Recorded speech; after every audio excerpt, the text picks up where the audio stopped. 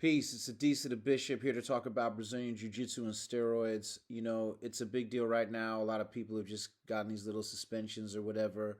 But let's be honest, people have been talking about steroids and Jiu Jitsu for a really long time.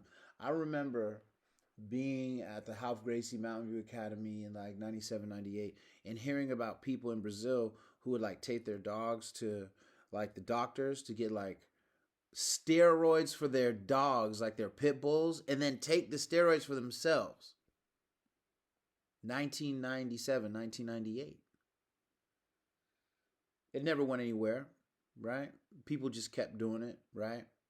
As the sport grew and MMA became more popular, right? And then, I remember, Caio Terra was one of the first people to really speak about it heavily. And in my opinion, he was largely ignored, right? The Diaz brothers, same thing. And I'm sure there's some others that I'm forgetting right now. But this isn't um, a new phenomenon.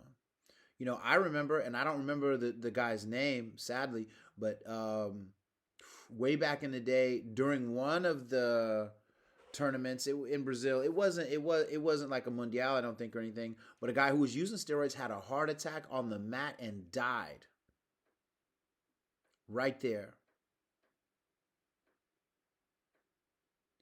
Now, everybody's looking at Gordon Ryan. Everybody's looking at, so many of these other people, Cyborg, whoever, right?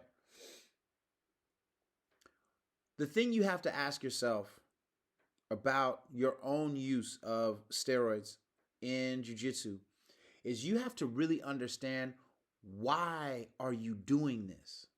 Jiu-jitsu is a beautiful sport. It's done a lot of good for me. It's done a lot of good for people I know. I recommend it to anybody on the earth I come across. Anybody. But you have to take yourself seriously out here. And you have to know why you're doing it, right? Some people come onto the mats because they got beat up and they were bullied, but learning jiu-jitsu makes them into the bullies that they hated. That's always disappointing. I really hate it when someone comes in, they're looking like me, straight nerd, whatever, you know what I'm saying, average Joe, da-da-da. They start learning jiu-jitsu and they become the person they hated. They become a bully. They become uncool. It happens. I tend to think that jiu-jitsu makes you a better human being. Sometimes it's true that it doesn't. But let's get back to why you're doing it. When I started jiu-jitsu, the first people to teach me were Bobby Southworth and Dave Camarillo at the Ralph Gracie Academy. And I met Ralph, I think the next class or whatever. And I loved Ralph. In a few months after training with him, maybe about 6 months, 7 months, I got an opportunity to interview Helio, Royce, and Horion at the Torrance Academy. And so I did it. And the article came out in Rap Pages magazine. I don't really remember the year. But it's out there. And if you hit me up, if you send me a message, I'm pretty sure I can find the screenshots from the article that I wrote. And so I got to spend some time with Horion, and I got to spend some time with Helio, and Hiron at that time was a green belt, and he did some of the translating because there was a photographer who was Brazilian, and so she did some of the translating for me, and I still have that cassette tape actually. But then Hiron started doing it. He was a green belt, and at the time he had messed his left leg up. I think he had a boot on his leg. He was so cool even then. And so meeting Helio really changed my life. I only met him once. He showed me some wrist grab escapes and some other things. But, and I am not putting highbrow, esoteric spiritual powers on the man. But he had a presence. Jiu-jitsu can give that to you, right? This presence that did feel somewhat supernatural and did feel special. He was a special man, despite his flaws like all of us. My point is this. We all got flaws. We all got whatever.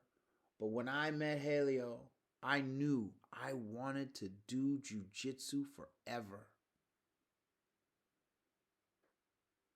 I wanted to do jiu-jitsu forever. And that's still my plan. Now pay attention. I didn't say I wanted to win Abu Dhabi. I don't even think it existed yet. Or right after I started.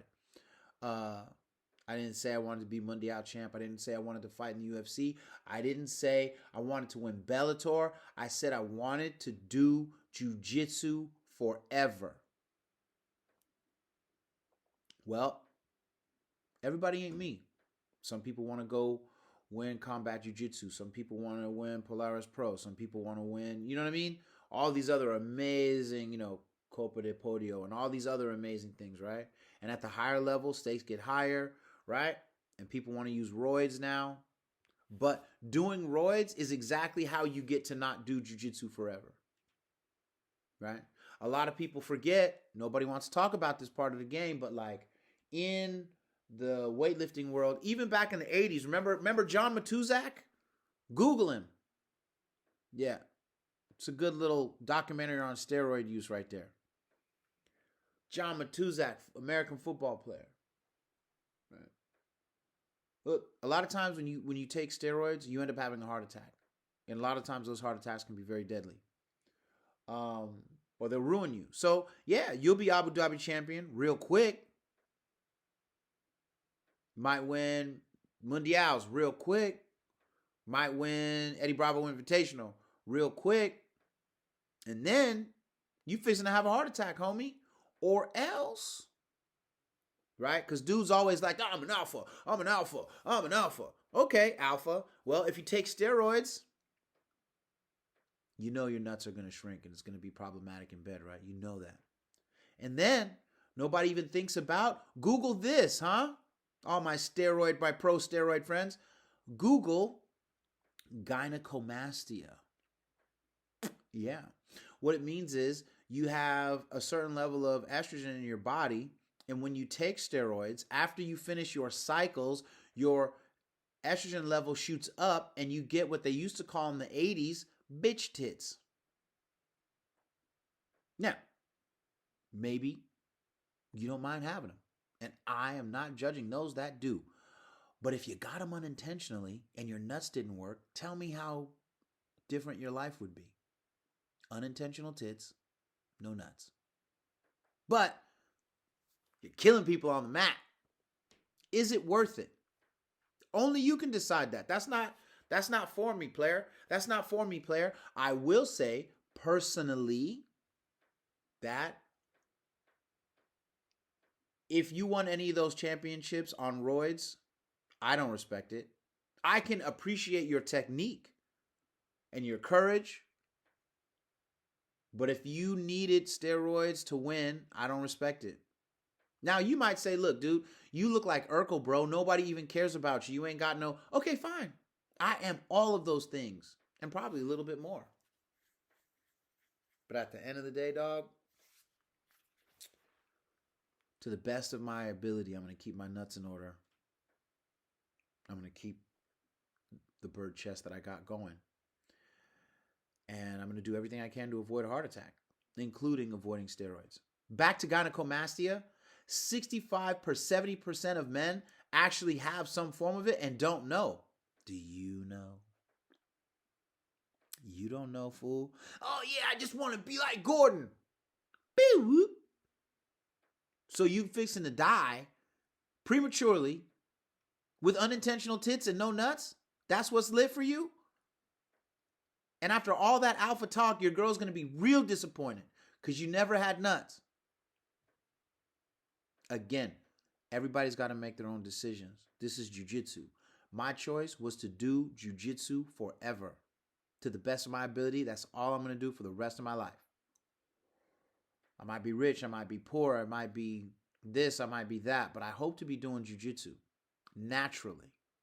I think that when you choose steroids over the natural path of jiu-jitsu, what happens is you only do that from a place of ego because you're making jiu-jitsu about you and you're not letting it teach you about yourself, about nature, at the rise, the apex, and the fall of things about entropy. Oh, Deesh, you talking too philosophical now. You using big words and you know what I'm saying? Bro, listen. This is a beautiful path. You are blessed to be on it. If you're a man in these days when jiu-jitsu exists, you are living in one of the greatest times in the spectrum of humanity's existence. And if you've been lucky enough to learn it and you're still willing to squander it for some quick victories, that's on you. That's truly on you. We're all here for different reasons, but you better know why you're here, what you intend to accomplish and learn, and let the chips fall where they may. Happy grappling. Oh, follow your boy at Real64, the number 64 blocks on, what is that? Instagram. Yep, Real64 blocks on Instagram. And also, I'm going to be doing a closed guard seminar at BJJ in Yorkshire. It's going to be lit. Hit them up. Come through. Closed guard activity. It's going to be wild. West Coast.